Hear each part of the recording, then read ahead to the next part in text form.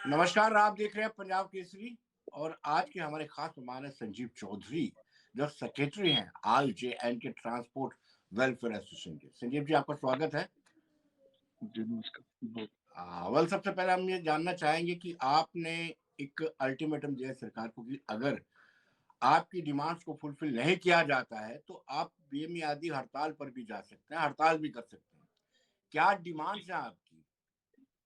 देखिए, हमने कल एक इंटरव्यू में मैंने बताया है कि जो गवर्नमेंट ने जो फीस की जो परमिट एग्जिस्टिंग गाड़ियाँ हैं, जो यहाँ पर चलती हैं, पहले से चल रही हैं, उनकी फीस को हाइक नहीं किया जाए। तो हमें थोड़े दिन पहले सेक्रेटरी साहब ने एश्योर किया था कि जो एग्जिस्टिंग गाड़ियाँ होंगी, उनकी फीस जो है वो नहीं बढ़ाई जाएगी, लेकिन जो परमिट फ्रेश लेना जाएगा, सिर्फ़ उसकी फीस जो है वो बढ़ाई जाएगी। लेकिन एक नोटिफ़िकेशन 5 दिसंबर को दोबारा आता है और वहाँ पर क्या हुआ कि 5 दिसंबर के बाद इन्होंने एक पोर्टल बंद कर दिया। फीस जो परमिट रिन्यूअल का जो एनआईसी पोर्टल का जो पोर्टल होता है, जहाँ से परमिट रिन्यू होता है, उसको 5 तारीख से इन्होंने बंद कर दिया था। लेकिन उसको कल इन्होंने खोला है आरटीओ ऑफिस में और उसमें क्या हुआ है कि एक गाड़ी की फीस भराई गई और 2020 से उसका परमिट खत्म था और उसकी फीस जो है 28,200 रुपया एनआईसी पोर्टल ने उठाई है, जो पहले 7,000 में हो सकता था। तो हमने गवर्नमेंट को ये बोला है कि इसमें मैंने कल इंटरव्यू में भी बोला था और अभी भी मैं आपको चैनल के माध्यम से सबको बता दूं कि जो फीस जो होती है वो पहले 7,000 रुपया 1 साल की जो मैक्सिमम फीस होती है उसको लेते थे और उसके बाद जो रोटेशनल जो उसकी एवरेज फीस होती थी उसको कंक्लूड किया जाता था।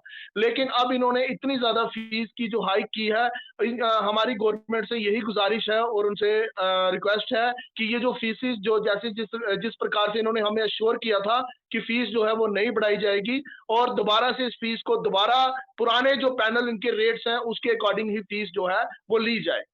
जी। संजीव जी, सवाल ये उठता है कि 4 टाइम्स हाइक की गई, यानी आप कह रहे हैं कि पहले 7,000 होती थी, अब 28, यानी 4 टाइम। जी। जी। कैसे ये सरकार कैसे ऐसे फैसले ले लेती है जब तक आप जो स्टेक होल्डर्स हैं उनको कॉन्फिडेंस में नहीं लिया जाता है? जी, इन्होंने 4 नवंबर को सर एक नोटिफ़िकेशन निकाली थी और उसमें इन्होंने ऑब्जेक्शंस और फाइल्स डालने के लिए हमें 15 डेज़ का टाइम दिया था। हमने ऑब्जेक्शंस और फाइल्स उसमें डाले थे, सजेशंस भी इनको दिए थे और इन्होंने हमें एश्योर किया था, सेक्रेटरी साहब ने हमें एश्योर किया था कि जो एक्जिस्टिंग गाड़ियाँ हैं, उनकी फीस जो है वो नहीं बढ़ाई जाएगी।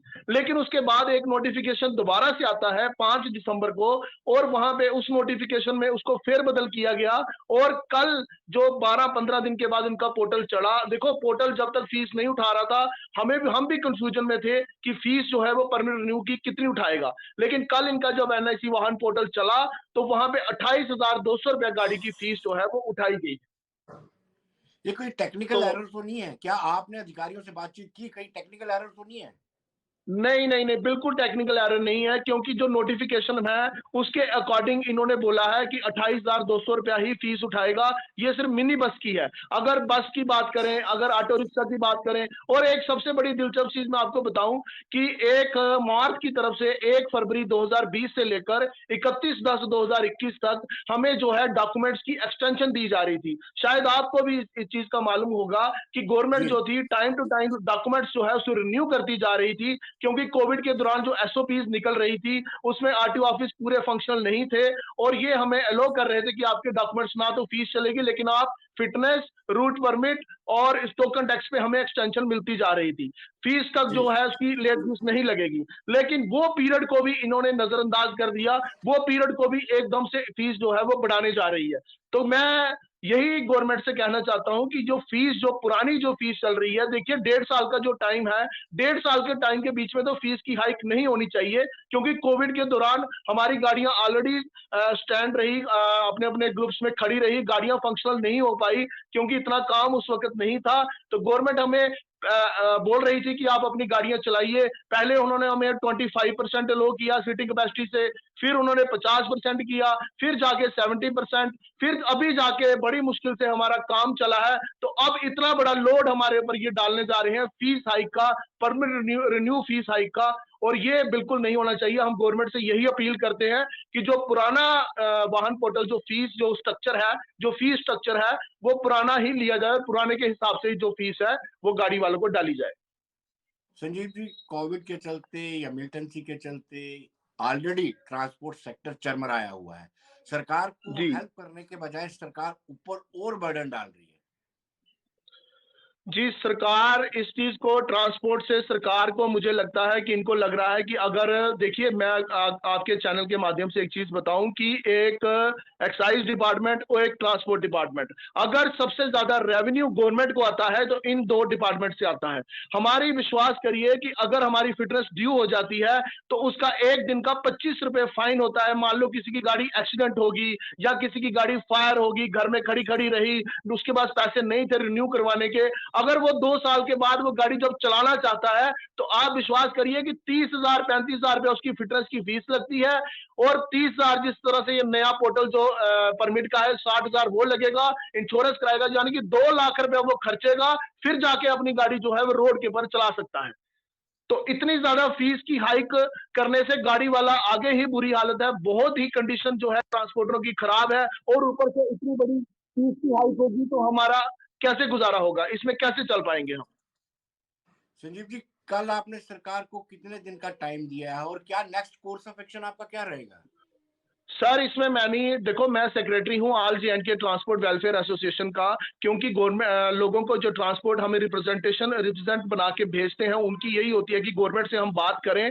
पहले मैंने कल ये गवर्नमेंट को ये कल मैंने चैनल के माध्यम से ये चीज बताई है कि ऐसा ना हो कि अगर हमारी डिमांड्स को अब रीएड्रेस नहीं करोगे, री एग्जामिन नहीं करोगे, तो ऐसा ना हो कि हमें भी मजबूरी से एक एजुकेशनल पाथ चुनना पड़े, जैसे हमने 30 मार्च 2022 तक उस टाइम चुना था और लेट नाइट हमारी डिमांड्स को मानकर हमने स्ट्राइक को कॉल ऑफ किया था। लेकिन अगर इसी तरह से ये चलता रहा, गवर्नमेंट हमारे साथ बैठे, हमारे से मीटिंग्स करे, क्योंकि